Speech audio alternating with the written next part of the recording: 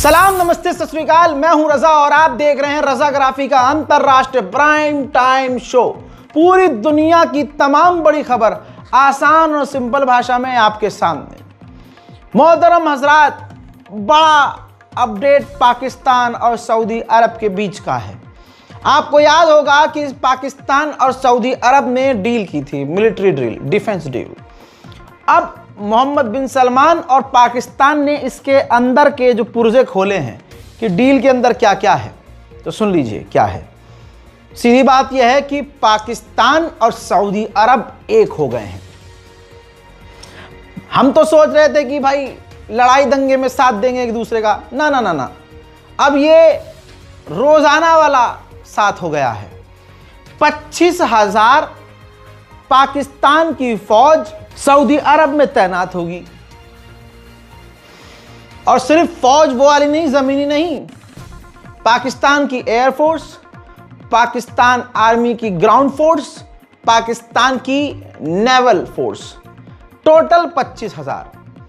3 star वाले general commander 4 से 5 पाकिस्तान में होंगे और पाकिस्तान की फौज का वो टुकड़ा जिसमें 3-4 ब्रिगेड कहा जा रहा है, वो टुकड़ा जो सबसे एडवांस होगा वो सऊदी अरब में तैनात होगा, सऊदी अरब की रक्षा और सुरक्षा के लिए।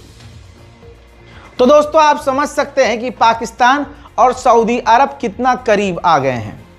हजरात, इतना ही नहीं, पाकिस्तान की ये फौज बॉर्डर में, यानी सऊदी अरब के बॉर्डर पे, सऊदी अरब के अंदर, सऊदी अरब के शहरों में, शहरों के बॉर्डर, स्टेट बॉर्डर पर भी तैनात होगी।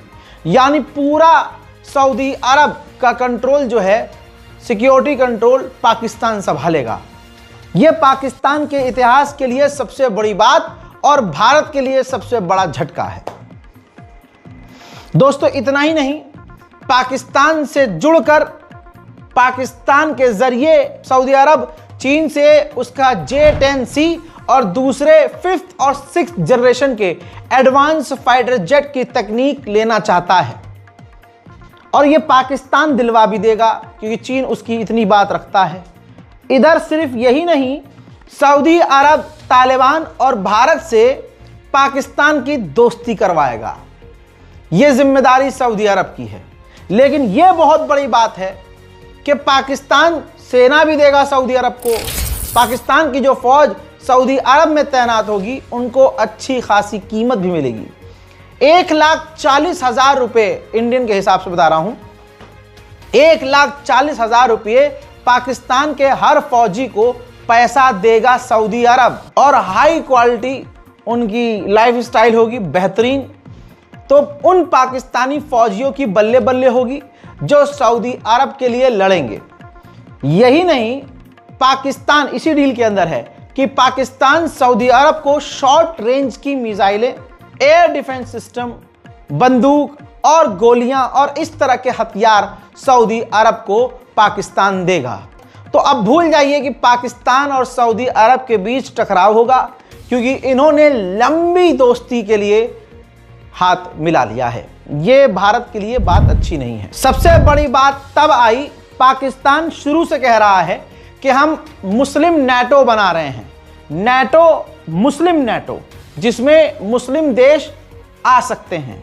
पाकिस्तान ने दिमाग ये नहीं लगाया कि वो कहे अरब नेटो, पाकिस्तान ने कहा कि मुस्लिम नेटो देश बना रहे हैं। अब कमाल की बात यह है कि हमारा समय खराब चल रहा है या पाकिस्तान की सरकार का अच्छा समय चल रहा है, यह आप डिसाइड कीजिए। वरना गोबरखोर तो कहते ही रहते हैं फलाना है तो मुमकिन है।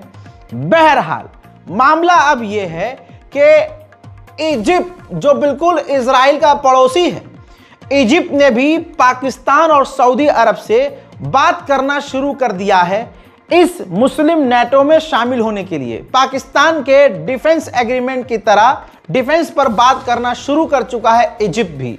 आंकड़े ये आ रहे हैं और अंदाजा ये लगाया जा रहा है कि इजिप्ट भी बहुत जल्दी इस ग्रुप में शामिल होगा। लेकिन दूसरी तरफ पाकिस्तान की सिरदर्दी पाकिस्तान के अंदर है। अब तालिबानी आतंकवादी जो तहरीके तालिबान पाकिस्तान है, वो पाकिस्तान के आर्मी चीफ को धमका रहा है और चैलेंज कर रहा है कि तुमने अगर मां का दूध पिया है तो सामने आओ और हमसे लड़ो। और ये पाकिस्तान के अंदर रहकर टीटीपी पाकिस्तानी आर्मी चीफ को चैलेंज कर रहा है। ये पाकिस्तान के लोगों की मजबूरी है कि वो अपनी देशभक्त की कैटेगरी से बाहर नहीं निकलना चाहते और वो इस खबर को एक्सेप्ट नहीं करेंगे। लेकिन मैं आपको सबूत दूंगा और हम पाकिस्तान की आवाम की टेंशन समझते हैं कि भाई वो बेचारे कुछ नहीं कर सकते, क्योंकि अगर कुछ बोलेंगे तो देश के गद्दार कहलाएंगे, कबूल कर लेंगे तो बेइज्जती महसूस करेंगे। लेकिन पाकिस्तान में जिस तरह से आतंकवादी संगठन इस्लाम और दीन के नाम पर पनप रहे हैं चोला इस्लाम का पहनकर, ये पाकिस्तान के लोगों के लिए खुद खतरा बन रहे हैं। आने वाले कुछ ही महीने में आप देखेंगे पाकिस्तान के अंदर बड़े हमले होंगे, पाकिस्तान में बड़े धमाके होंगे, क्योंकि जब मुहर्रम आता है तो पाकिस्तान में एक खास समुदाय को निशाना बनाया जाता है और पाकिस्तान की सरकार खामोश रहती है। पाकिस्तान में सारे ही मुसलमान हैं लेकिन मिलकर कोई नहीं रहता। इत्तेहाद की बात स्टेज पर की जाती है लेकिन जमीन पर वो नजर नहीं आता। जो पढ़ी लिखी पाकिस्तान की जनरेशन है बेशक से वो हक बात बोलने का दम रखती है और आपसी रंजिश को खत्म करती है, लेकिन ये जो आतंकवादी संगठन हैं इन्होंने पाकिस्तान का पूरा बेड़ा गर्क किया हुआ है। पाकिस्तान की गवर्नमेंट इनसे जीत नहीं पाती तो इल्जाम सीधा सीधा भारत पर डाल देती है। अब आप देखिए खैबर पख्तूनख्वा कितना बड़ा इलाका है पाकिस्तान के लिए, और पेशावर का नाम तो आपने सुना ही होगा। लीजिए सबूत आपकी स्क्रीन पर। टीटीपी ने पेशावर जाने वाला जो रास्ता है वहां पर चेक पॉइंट बना दिया है। यहां तक कि पाकिस्तान की मिलिट्री भी पेशावर की तरफ इस रास्ते से, यानी आप खुद देखिए यहां पर पाकिस्तान की फौज है ही नहीं। आप ये नहीं कह सकते कि ये तालिबान या अफगानिस्तान का वीडियो है, ये प्रॉपर पाकिस्तान का ही वीडियो है। और पाकिस्तान के अंदर पेशावर जाने वाले हाईवे पर कई सारे रास्ते होंगे मैं मानता हूं, लेकिन किसी न किसी एक रास्ते पर ये देखिए टीटीपी ने चेक पॉइंट बना लिया है और पाकिस्तान की फौज वहां पर नदारद है। भारत को धमकी पाकिस्तान देने में पीछे नहीं हटता। एक ये वही चीज है जो बड़ी आराम से ये पाकिस्तान किसी को भी दे सकता है, लेकिन पाकिस्तान की सरकार पाकिस्तान के आवाम को नहीं समझ रही है कि पाकिस्तान की आवाम की जो जनरल प्रॉब्लम है पहले उसको सॉल्व करना होगा। जैसे भारत से लड़ने की बात कर रहे हैं और ससुरों के पास टमाटर नहीं है। टमाटर 600 रुपया किलो पहुंच चुका है सिर्फ इस वजह से क्योंकि पाकिस्तान ने अफगानिस्तान से अपना हाथ छुड़ा लिया है। ट्रेड बंद है, बिजनेस बंद है, दोनों एक दूसरे को कोस रहे हैं। हजरत मोहतरम, पाकिस्तान ने एक और संगठन तहरीक-ए-लब्बैक पाकिस्तान, जिसने गाजा और फिलिस्तीन के लिए सड़कों पर उतरकर प्रदर्शन किया, जिन्होंने अपने हिसाब से हक की बात की, आवाम की बात की, उस टीएलपी को भी पाकिस्तान ने बैन कर दिया। ये हाल पाकिस्तान का है। उधर दोस्तों खबर की तरफ आगे बढ़ें तो अमेरिका ने अब तक का सबसे बड़ा बैन रशिया पर लगा दिया है। रूस की जो सबसे बड़ी तेल की कंपनियां हैं अमेरिका ने उसको बैन कर दिया है और इसका असर पहले दिन से ही रशिया पर पड़ना शुरू हो चुका है। दूसरी तरफ यूरोपीय यूनियन ने 19वां पैकेज बैन का रूस पर ठोक दिया है। इस बैन के अंदर प्लम्बिंग के सारे सामान, पाइप, टॉयलेट के सामान, टॉयलेट शीट, वो टोटियां, इन तरह की चीज़ें जो रशिया में नहीं बनती वो बाहर से इंपोर्ट करता है यूरोप से, उन कंपनियों को भी यूरोपीय यूनियन ने ब्लैकलिस्ट कर दिया है। और हालांकि इसके अलावा सैकड़ों चीज़ हैं जो अब रूस के अंदर नहीं मिलेंगी। इस बैन का असर अब सारी दुनिया पर पड़ रहा है।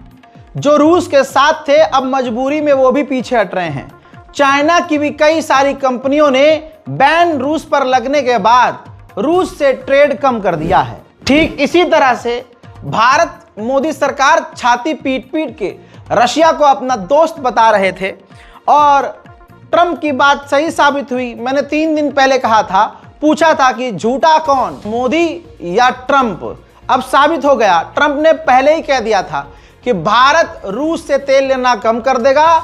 मेरी प्रधानमंत्री मोदी से बात हुई है, लेकिन यहां पर कहा जा रहा था अंध भक्तों के द्वारा कि नहीं, हम तो लेंगे। ले ले ले ले। अब सुनिए, ये रही रिपोर्ट आपकी स्क्रीन पर, गूगल भी कर लीजिए, पढ़ भी लीजिए और आपको कहीं और से मिल भी जाएगी ये खबर।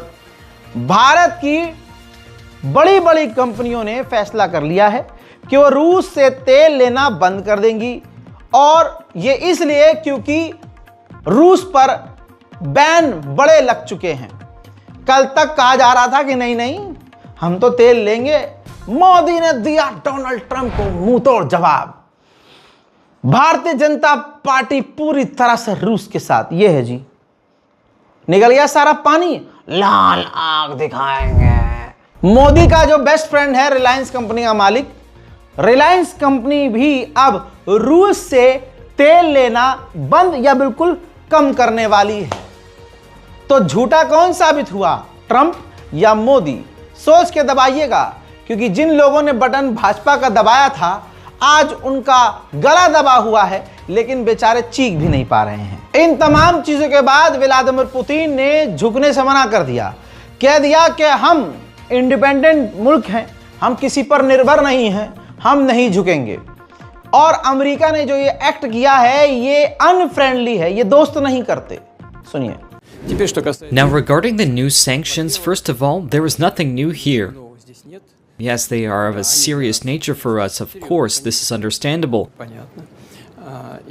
And they will have certain consequences. But still, they will not significantly affect our economic well-being. This, of course, is an attempt to put pressure on Russia, but no self-respecting country and no self-respecting people ever... आइए दोस्तों, ये सरकार भारत के लिए, Bharatiya Janata party की सरकार भारत और भारतीयों के लिए कितनी पनौती साबित हो रही है आप सोच भी नहीं सकते। जो आदमी चीन को लाल आंख दिखाने की बात कर रहा था, अब उससे अपनी 56 की छाती चिपका रहा है जाकर।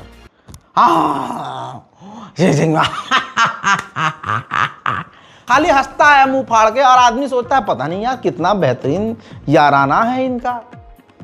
चाइना भारत के लिए बड़ा खतरा बन रहा है, हर दूसरे दिन खबर आ रही है, लेकिन मोदी और मोदी जी के भक्त, उनकी औकात नहीं है कि सड़क पर उतरकर चीन के खिलाफ नारा भी लगा सकें। मोदी जी पलट देंगे हाथ डाल के कि अच्छा मेरा मित्र के लिए तुम कर रहे हो बकवास बात। तवांग भारत का इलाका है, 100 किलोमीटर ज्यादा दूर नहीं होता है आप अगर कार से हैं। और मैं कहूं कि 100 किलोमीटर कितना दूर है आपसे, अगर आपके पास जहाज हो, आप कहेंगे रजा भाई 100 किलोमीटर तो 10 मिनट में। अच्छा, मैं कहूं अच्छा वो छोड़ो, अब तुम्हारे पास फाइटर जेट है तो 100 किलोमीटर कितनी दूर है आपके लिए कि भाई 3 मिनट 4 मिनट। आप सुनिए, भारत का इलाका है तवांग, तवांग से सिर्फ और सिर्फ 100 किलोमीटर दूर चाइना ने बॉर्डर के इलाके पर अपने, ये सैटेलाइट इमेज दिखा रहा हूं देखिए, चीन ने हवाई किला बनाने की तैयारी शुरू कर ली है। लहुंजे एयरबेस में लड़ाकू विमानों का विशाल हैंगर, बड़ा हैंगर तैयार कर लिया है। भाई तैयारी नहीं की है बनाने की, चाइना ने बना लिया है तवांग से सिर्फ 100 किलोमीटर दूर, जहां पर 36 मजबूत नए शेल्टर बना लिए, बड़े फाइटर जेट उतारने की एयर पट्टी बना ली चीन ने, भारत से सिर्फ 100 किलोमीटर दूर। यही नहीं, वहां पर उसने अपने बड़े फाइटर जेट, हेलीकॉप्टर, ड्रोन रखने के लिए जो शेल्टर होता है और हैंगर होता है वो बना लिया है। चाइना ने अपना इतना बड़ा एयरबेस बनाया है कि अपने तमाम खतरनाक फाइटर जेट 2 मिनट के अंदर वो भारत के अंदर घुसा सकता है। लेकिन मोदी और मोदी जी के जितने भी गद्दार मुसलमानों को और ईमानदार हिंदुओं को, दलितों को गाली बकने वाले जो झुंड हैं, उनकी औकात नहीं कि इस पर बोल सकें। आज दुनिया में साबित हो रहा है कि फर्जी राष्ट्रवादी कौन है। आज पता चल रहा है कि सावरकर, माफी वीर और गोडसे की औलाद और उनकी नस्ल कौन है। यह तो ऊपर वाले की मार है इस मोदी सरकार को और तमाम गोबर खोरों को, पैखाना खोरों को, मूत पियाओं को, जो अभी 4 साल पहले तक, आज जो बहुत उसकी बात कर रहा है ना हलाल और झटका, भाई कल फिर यह जलील होगा। लेकिन इनके अंदर टैलेंट यह है कि इनका ज़मीर नहीं है, इनकी कोई सेल्फ रेस्पेक्ट नहीं है। काहे? अरे भाई जो आदमी गू चाटता हो, पेशाब पी लेता हो, उसे किसी चीज से फर्क पड़ेगा? तो भारत में ऐसे बहुत लाखों करोड़ों लोग हैं जो ये खाते पीते हैं ये चीजें। वीडियोस यूट्यूब पर मौजूद हैं, जाइए देखिए। आज फिर देखिए, भारत ने आज सोचिए, जिस तालिबान को ये गाली बकते थे, आज तालिबान से हाथ भी मिला रहे हैं, छाती भी मिला रहे हैं, याराना भी निभा रहे हैं। और पहली बार तालिबान के आने के बाद अपना राजदूत, तस्वीर आपके सामने, ये अफगानिस्तान के तालिबान के अंदर भारत का पहला राजदूत है। नाम इनका करण यादव है। करण यादव। तो आज के बाद कोई भी हिंदू समाज का व्यक्ति मुसलमान को तालिबानी आतंकवादी इस तरह से जुमला जब इस्तेमाल करे तो करण यादव का नाम लेकर इनके मुंह में पेशाब कर दीजिएगा दोस्तों, कि तुम्हारी औकात ये है। करण यादव तालिबान में मौजूद है, अफगानिस्तान में भारत का राजदूत बना बैठा है।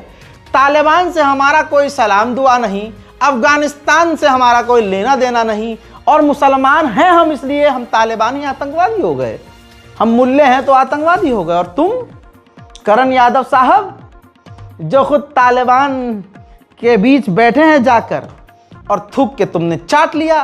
कल तक गरिया रहे थे, आज दोस्ती कर ली। और गोदी मीडिया क्या कह रहा है? गोदी मीडिया कह रहा है, देखा मोदी का जलवा, तालिबान के बीच मोदी मोदी। और एंगल क्या बना रहे हैं? एंगल भी समझ लीजिए, एंगल ये बना रहे हैं कि भारत और तालिबान की दोस्ती से पाकिस्तान को लगेगी मिर्ची, अजी कद्दू मिर्ची लगेगी। जली तो तुम्हारी है कि तुम्हें पता है कि हमने थूका हुआ चाटा है, लेकिन उस मुद्दे को गायब करके नहीं बहुत सारी विफलताओं को सारे थूक के चाट, जैसे थूक कैसे चाटा, पता कैसे थूक दिया, आप चाट लिया इन्होंने। तो गोदी मीडिया कह रहा है अरे चाटा थोड़ी ना है, और वो थूक था ही नहीं। अगर चाटा भी है वो थूका थोड़ी ना था, वो तो शहद पड़ा हुआ था, और वो शहद बहुत कमाल का था, इसलिए चाटा गया है। और शहद को चाट के ही खाया जाता है, चाट कर ही मजा आता है। पूरी जनता को मैनिपुलेट किया जा रहा है, लेकिन एक कौम है अल्लाह की, उसको अच्छे से पता है कि हमें बचाने के लिए हमारी तरफ से, क्योंकि हम तो जवाब दे नहीं सकते और हमें कुछ ऐसा चाहिए नहीं कि हमारी कौम को नुकसान हो, तो हम अल्लाह की जो कौम है, अल्लाह हमारी तरफ से जवाब देने के लिए है। और ये 4 साल के अंदर ही जवाब दे दिया गया है। थू, कल तक आई लव मोहम्मद लिखने पर गिरफ्तारी हो जाएगी, मकान तोड़ देंगे। अच्छा, तालिबान भारत में आया, ला इलाहा इल्लल्लाह मुहम्मदुर रसूलुल्लाह झंडा लगाकर दिखा दिया तुम्हें कि देखो तुम्हारी ये औकात है। और ये जो हिंदू मुसलमान नफरत करवा रहा है ना तुम्हारा नेता, ये बस गरीबों पर ही है उसका जुल्म। बराबरी की बात आए तो अरब देशों के नेताओं के छाती से छाती मिलाकर दांत फाड़कर हंसता है। मलेशिया के अंदर एशियन समिट है, एशिया के तमाम देश होंगे, डोनाल्ड ट्रंप भी वहां मौजूद होंगे। भारत की तरफ से प्रधानमंत्री को जाना था, लेकिन भारत के प्रधानमंत्री, शेर प्रधानमंत्री नहीं जाएंगे। उनकी तरफ से जयशंकर जाएंगे, लेकिन मोदी जी वीडियो कॉन्फ्रेंस के जरिए जुड़ेंगे। कांग्रेस का कहना यह है कि ट्रंप से सामना ना हो, इसलिए मलेशिया जाने से हमारा शेर बच रहा है। अब सारी जिंदगी भाई अंडवे चीखते रहें, फलाना है तो मुमकिन है, फलाना है तो मुमकिन है। दुनिया को पता चल चुका है कि फलाना है, इसलिए तमाम नामुमकिन नफरतें आज के दौर में नजर आ रही है। भारत की फौज, तीनों सेना, तीनों थल, तीनों सेक्टर की सेना, एयरफोर्स हो, नेवल हो या हमारी ग्राउंड फोर्स हो, तीनों को मजबूत करने के लिए 97,000 करोड़ के हथियार खरीदे जाएंगे, जिसमें एडवांस नाग मिसाइल सिस्टम और एडवांस मशीन गन भी शामिल है। कई तरह के हथियार शामिल हैं। उधर आज तक का इतिहास है, भारत में जिस जगह, जिस स्टेट में चुनाव होता है, वहां अचानक से आतंकवादी भी घुस जाते हैं, वहां पर दंगा भी हो जाता है और मुसलमानों को दबाकर पीटा जाता है। बिहार के वैशाली के इलाके में हिंदुओं ने मुसलमानों की मस्जिद पर हमला किया और मस्जिद के अंदर तोड़फोड़ की। सिर्फ इतना ही नहीं, मस्जिद के अंदर घुसकर संस्कारी समुदाय ने मुसलमानों की कुरान पाक को फाड़ दिया, कुरान की तौहीन की, मस्जिद की तौहीन की, और यह मोदी सरकार ही करवाती है, क्योंकि इस दंगे फसाद से उनको यह पैगाम मिलता है कि देखो हम अगर आएंगे मुसलमानों की चूड़ी टाइट करवाएंगे और करेंगे, और अगर हम नहीं आए तो हिंदू खतरे में है। हालांकि सबको पता है कि हिंदू कभी खतरे में नहीं था, हिंदुत्व खतरे में कभी नहीं था। ये खुद हिंदुओं को डराते हैं और सिर्फ अपनी राजनीति चमकाने के लिए हिंदू मुसलमान करवाते हैं। हाल भारत में यह है कि हमारी ही मस्जिद तोड़ी जाएगी, हमारे ही कुरान का अपमान कराया जाएगा, उल्टा सीधा बोला जाएगा, हमें गालियां बकी जाएंगी, और जब हम विरोध करेंगे तो हम मुसलमानों को ही गिरफ्तार करके जेल में ठूस दिया जाएगा। अब यह बात तो अरब देशों तक पहुंचानी चाहिए। अरब में रहने वाले कुछ अगर मुसलमान ऑफिशियल्स हैं तो वहां यह बात पहुंचाएं, क्योंकि अरब से भारत का चलता है मोटा ट्रेड। जब कतर ने नुपुर शर्मा, जब कतर से आवाज उठी, नुपुर शर्मा क्या ही आग मूत रही थी यहां। जब कतर से और अरब देशों तक यह खबर पहुंची और उन्होंने आवाज उठाई और मोदी सरकार से साफ कहा कि भाई ये क्या चल रहा है, इस्लाम दीन और पैगंबर पर तुम्हारे पार्टी के लोग अपमानित कर रहे हैं, गालियां बक रहे हैं हमारे पैगंबर को। भाई साहब हिल गई मोदी सरकार। तुरंत पता क्या हुआ, नुपुर शर्मा को पार्टी से भी निकाला, और आज नुपुर शर्मा आज तक वो पीछे ही है, आगे नहीं आ सकती, क्योंकि भारत का जो ट्रेड है, भारत की जो दोस्ती है अरब देशों से बहुत पक्की है। इतने दूसरे देशों के साथ पक्की नहीं है भारत की दोस्ती जितनी अरब देशों से पक्की दोस्ती है। और मोदी जी को बहुत तगड़ा सम्मान यूएई और दूसरे देशों में, अरब देशों में मिलता है, तो भाई उनका तो हक बनता है। तो अब मामला यह है कि जो कुछ भी यहां हो रहा है अरब की मीडिया तक पहुंचे, अरब के रहनुमाओं तक पहुंचे, हुक्मरानों तक पहुंचे, तो ये सब कुछ सही हो जाएगा। अमेरिका को पछाड़ने के लिए देखिए, अब अमेरिका की भी इतनी इज्जत बची नहीं है ट्रंप की वजह से। ट्रंप ने पूरे अमेरिका का बेड़ा गर्क कर दिया। अब यूरोप की जो सैटेलाइट कंपनियां थीं अलग अलग थीं, और वो स्टारलिंक अमेरिकी कंपनी को टक्कर नहीं दे पा रही थीं अंतरिक्ष में। तो अब यूरोप की दर्जनों कंपनियां एक हो गई हैं, हाथ मिला लिया है कि अमेरिका की स्टारलिंक को पीछे पछाड़ देंगे। जालिम का इंतकाम तो गैब से होता है भाई, गैब से मदद आती है। आज जो लोग जुल्म कर रहे हैं किसी पर भी, आप देखिएगा इनको कल हम खुद रोते हुए देखेंगे, हम देखेंगे इनको छुपते हुए, हम देखेंगे इनको बर्बाद होते हुए, हम देखेंगे इनकी बादशाहत नाली में बहते हुए, हम देखेंगे उन लोगों को कुत्ते की मौत मरते हुए, कुत्ते की तरह रोते और बिलबिलाते हुए, जैसे अमेरिका का हाल होने वाला है। अमेरिका और इजराइल पूरी दुनिया में जलीलो खार हो चुके हैं। अमेरिका के राष्ट्रपति डोनाल्ड ट्रंप की नीतियों की वजह से उनके बेस्ट फ्रेंड, जो बेहतरीन उनके दोस्त थे, अब वो भी दूर कटने लगे हैं। अमेरिका ने ऑफिशियली वार्न किया है, वहां के ऑफिशियल्स ने, रिपोर्ट आपकी स्क्रीन पर, ताकि आप झुटला ना सके, ना अमेरिका का कोई गुलाम इसको झुटला सके। अमेरिका कुछ ही हफ्ते पीछे है रेयर अर्थ मिनरल क्राइसिस से। जो रेयर अर्थ मिनरल हैं वो अमेरिका में खत्म होने वाले हैं बिल्कुल। और आपको रेयर अर्थ मिनरल की अहमियत बता दूं, रेयर अर्थ मिनरल से, केमिकल से हथियार बनाए जाते हैं। हथियार खतरनाक बनाने में उसका इस्तेमाल होता है। तो रिपोर्ट में यह भी कहा गया है कि अमेरिका में जो रेयर अर्थ मिनरल क्राइसिस आएगा, इससे अमेरिका का जो हथियारों का सेक्टर है, हथियार बनाने वाली कंपनियां हैं, सीधा उनको बड़ा नुकसान होगा और अमेरिका को हथियार बनाने में बड़ी मुसीबत आएगी। अब जब ऊपर वाले की लाठी चली तो ट्रंप की अकड़ उसके ही पिछवाड़े में चली गई। चाइना को गाली बकता था, लेकिन साउथ कोरिया के अंदर एक मीटिंग के दौरान चाइना के राष्ट्रपति शी जिनपिंग से डोनाल्ड ट्रंप मुलाकात इसीलिए करेगा कि रेयर अर्थ मिनरल वाली चाइना से डील हो जाए और चाइना से टकराव खत्म हो जाए। आइए लंबे समय के बाद म्यांमार का अपडेट दूं। 2-2.5 साल से म्यांमार में जनता ने कब्जा किया हुआ है, लेकिन म्यांमार की फौज ने अब चीन की मदद से, चीन की इंटेलिजेंस से, चीनी फौजियों की मदद से जिन जिन इलाकों में जनता ने कब्जा कर लिया था वहां हमला करके उस इलाके को आज़ाद करके म्यांमार की फौज ने अपने कब्जे में लेना शुरू कर दिया है। उधर चाइना ने जापान को धमकी दी है कि जापान हमारे करीब अपने एडवांस हथियार तैनात कर रहा है। अगर जापान ने यह सब करना नहीं रोका तो हम मुंह तोड़ जवाब देंगे और हालात बिगड़ने का जिम्मेदार जापान होगा। Concerning the increase of defense budget of Japan, my response is that due to the history of Japanese aggression, its military and security moves have been closely followed by Asian neighbors and the international community. In recent years, Japan drastically adjusted its security and defense policies, increased defense budget, relaxed export control on weapons, and sought breakthroughs in military build-up. This has led to... जैसा मैंने आपसे अभी कुछ second पहले कहा कि America ने अपने तमाम अच्छे दोस्त खो दिए हैं सिर्फ इस ट्रम्प के गंद की वजह से। कनाडा के प्रधानमंत्री ने साफ कह दिया है कि हमारे जो रिश्ते बेहतरीन थे अमेरिका से वो खत्म हो चुके हैं और अब पहले जैसे रिश्ते कभी नहीं हो सकते। This decades-long process of an ever closer economic relationship with the United States is now over.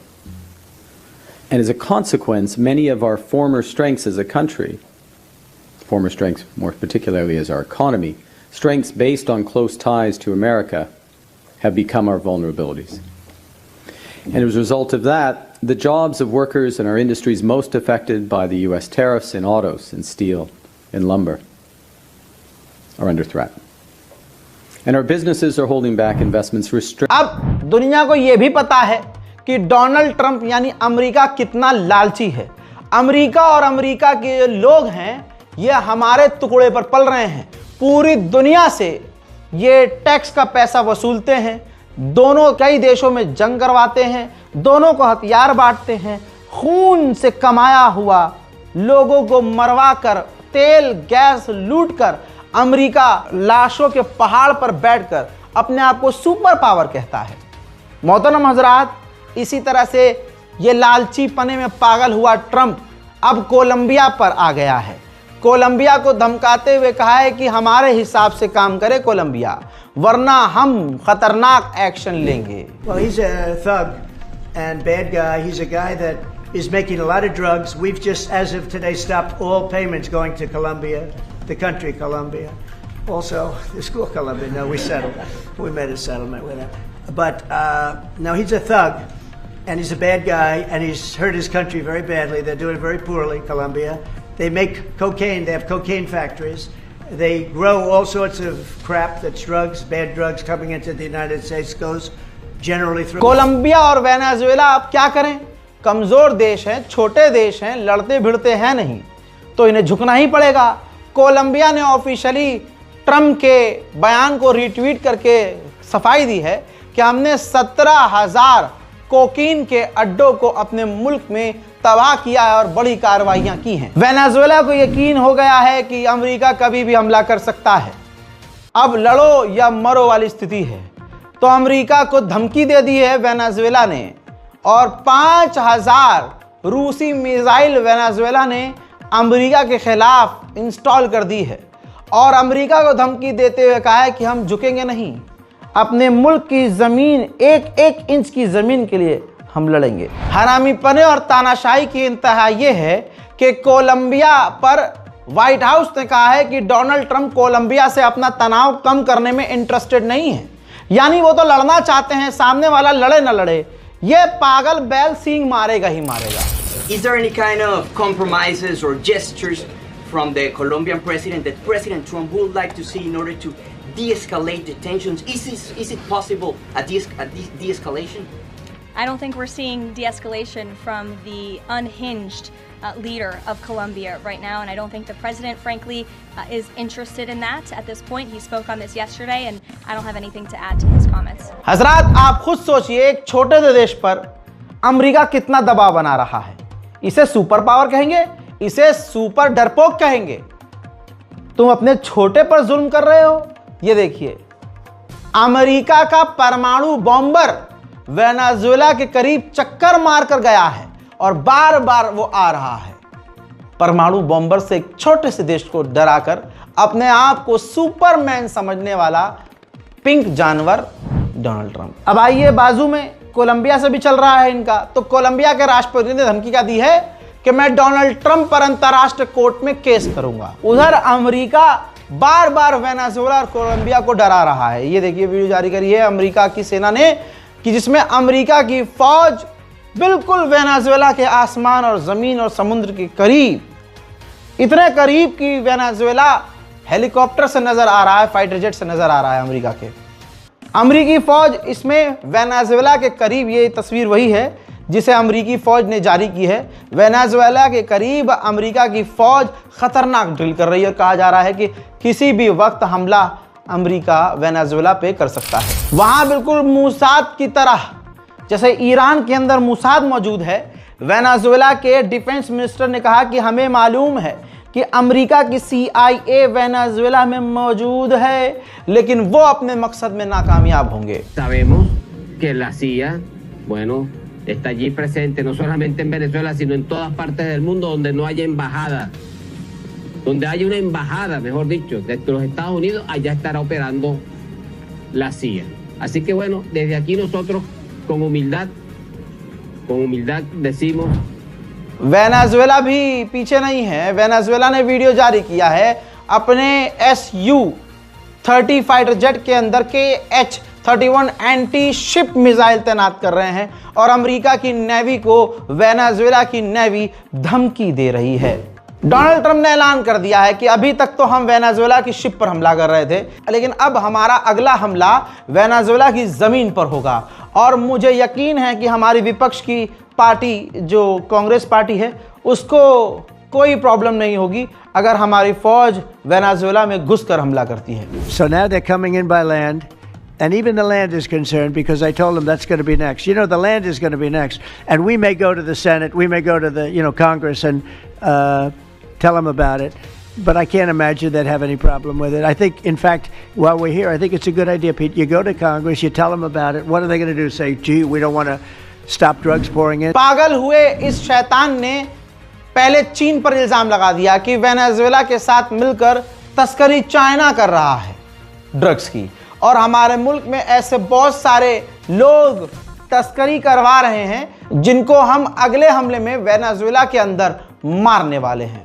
आप समझ रहे हो, ट्रंप ने ऐलान कर दिया है, ऑन एयर बोल दिया है कि हम अगले हमले में वेनेजुएला में घुसकर लोगों को मारने वाले हैं। उधर मैक्सिको को भी नहीं छोड़ा ट्रंप ने, मैक्सिको को भी लपेट लिया और कह दिया कि मैक्सिको भी ड्रग कार्टेल चला और चलवा रहा है और साथ दे रहा है तस्करों का। यहां पर तो होना ये चाहिए कि कोलंबिया, वेनेजुएला और मैक्सिको को एक हो जाना चाहिए और फिर अमेरिका का बैंड बजा देना चाहिए। Well, I don't think we're going to necessarily ask for a declaration of war. I think we're just going to kill people that are bringing drugs into our country. Okay? We're going to kill them. You know, they're going to be like dead. Okay? Colombia is very bad. Mexico is run by the cartels. I have great respect for the president, a woman that I think is a tremendous woman. She's a very brave woman.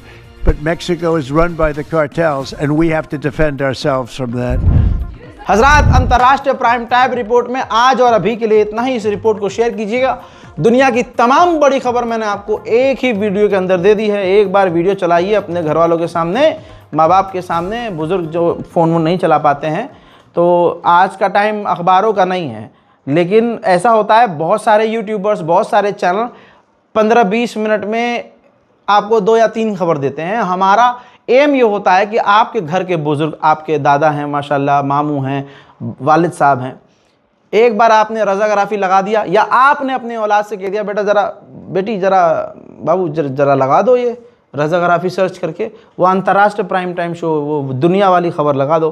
तो जब आपको click करके remote रख के आपके बच्चे चले जाएंगे, तो जो बुज़ुर्ग लोग हैं घर के, जो यूट्यूब नहीं चला पाते हैं, मोबाइल में इतने एडवांस नहीं हैं, तो एक वीडियो के अंदर उनको चला के छोड़ दिया, पूरी सारी खबर देख ली उन्होंने।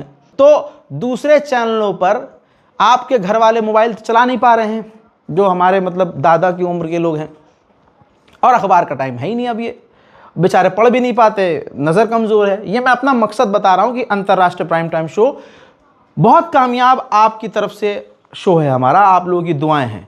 लेकिन इसका मेन मकसद यह है कि एक वीडियो के अंदर दुनिया की हम तमाम बड़ी खबर इसीलिए देते हैं क्योंकि खबरों में नौजवानों को तो इंटरेस्ट है नहीं, उनको तो दीदी कुछ चीज़ दिखा रही होती है इंस्टाग्राम पर, वो उनको अच्छा लगता है। गंदी अश्लील फालतू चीज़। हमें आजकल के नौजवानों को खबरों के बारे में पता ही क्या है, उनको पिछली गली में क्या हो रहा है उनको उसमें इंटरेस्ट नहीं है। तो जर्मनी, फ्रांस, ब्रिटेन, वेनेजुएला, यहाँ क्या हो रहा है वो घंटा उनको कोई फ़र्क पड़ेगा? क्या हो रहा है भाड़ में जान दो, हमें तो जाके जिम में बॉडी फुलानी है और इंजेक्शन लेना है और बॉडी फुलाकर ऐसे चूतड़ निकाल कर फ़ोटो खींच के सोशल मीडिया पे डालना है और गर्लफ्रेंड बनानी है बहुत सारी और बॉयफ्रेंड बनाने हैं बहुत सारे। ये हमारे समाज की गंदगी है। ऐसे में हमारी कोशिश ये है कि घर के जो बुज़ुर्ग हैं उनको आप एक बार हमारा ये वीडियो चलाकर छोड़ देंगे और अपने काम पे भी चले जाएंगे तो हमारा एक पूरा वीडियो देखने के बाद आपके बुजुर्गों को, घर वालों को और आपको भी पूरी दुनिया की तमाम बड़ी खबर एक वीडियो के अंदर मिल जाएगी। ये हमारी छोटी सी कोशिश है, वरना हम इसके 3-4 टुकड़े करके पूरे दिन का कोटा पूरा कर सकते हैं, समझिए। फिलहाल के इस रिपोर्ट में इतना ही। चैनल को सब्सक्राइब कीजिए। मैं हूं रज़ा और आप देख रहे थे रज़ा ग्राफी अनस्क्रिप्टेड। जय हिंद।